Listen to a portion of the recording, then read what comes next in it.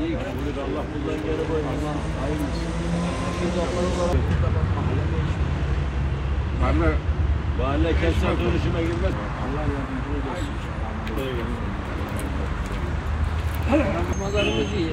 Yani insanlık için sahaya çıkmış, insanı yaşatmak istiyoruz. Biz diyoruz, yani bir sürü siyasi parti değişti. İnsanlar değişti ama yürü. Allah daim etsin. Bir seferinde yapar mıyız? Bizim ismimizin mücadelesi. Desteğini bekliyoruz. Selamünaleyküm. Hangisini yönetiyor şimdi? Ben hazineyi muhafaza ederim.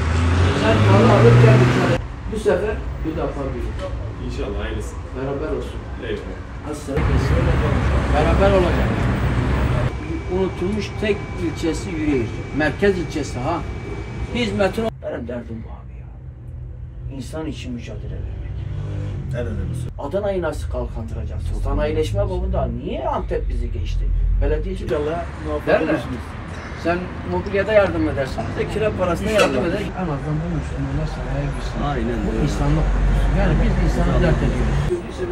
İnşallah iyi oluruz. Acılar yaşayarak Allah yar ve yardımcınız olsun. Allah var olun. Hacı sen rahatsız etmeyin. Görüşürüz. Menfaatsizce çıkarmak. Bizim derdimiz menfaat değil. Anadolu'da ne değişti? Kapalı pazarın var mı? Ne değişti? Her zaman gel başkan bekleriz ya. Allah rahmeti bereketi sizlerle olsun inşallah. İnşallah. Yanındayım söz. İnşallah başkanım ya. Rabbim hayırlısını. İnşallah kazanırsınız. Niye olacak? Şu anda biz tek başımıza giriyoruz. Allah onu biliyorum. Tek başına girdiniz. Bu sefer de sizinle bir olacağız.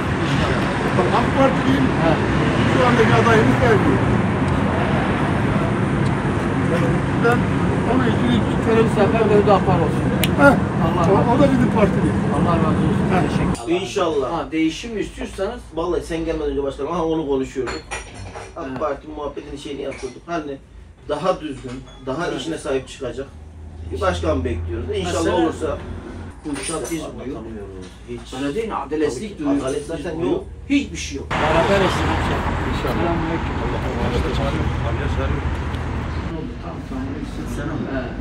Ben biraz fazla olayım. Burada çok geç yönetilecek. Bu siyaset ya, sandıktan çıkacak. Halkın iradesi kimi tercih ederse.